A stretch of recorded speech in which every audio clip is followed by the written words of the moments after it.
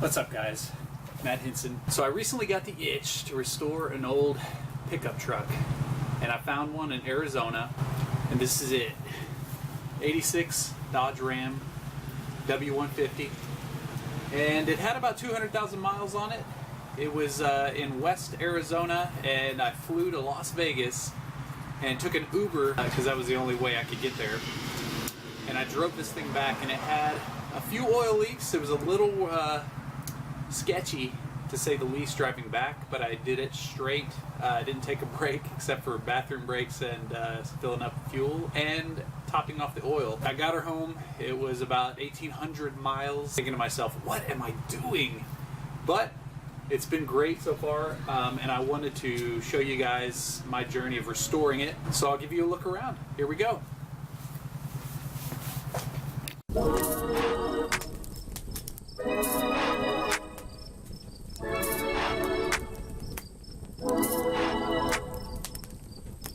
Alright, y'all, this is the 86 Dodge W150 4x4 that I bought in Arizona and drove back here to Houston. It's got 33-inch by 1250 R15s on it. They're a little bit large, so they rub a little bit if you crank the wheel all the way.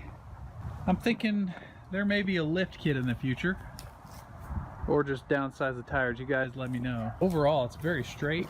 I've got a lot of projects to do on this thing, so it's missing the hood ornament, that Ram hood ornament. Piece of trim missing here.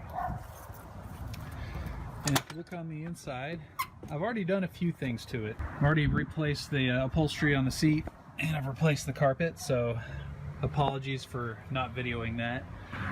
Painted the dash and the trim. Still need to do the headliner and put all the trim back in that I cleaned up and painted.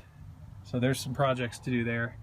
These seat belts are really nasty and stiff, and they don't go back in the way they need to be cleaned. So there's a project I need to do.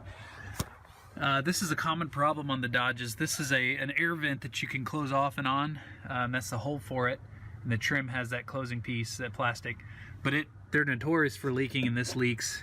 It gets the carpet wet, and it's a problem. It's why a lot of the floor pans on these trucks are rusted out. But this one, thank God, was in Arizona, and it didn't rust at all due to the lack of rain. I've got new gauge cluster coming in. You can see that the odometer says 9,531 miles on it, but I actually think that was about 209,000 miles on it. I've already worked on the engine.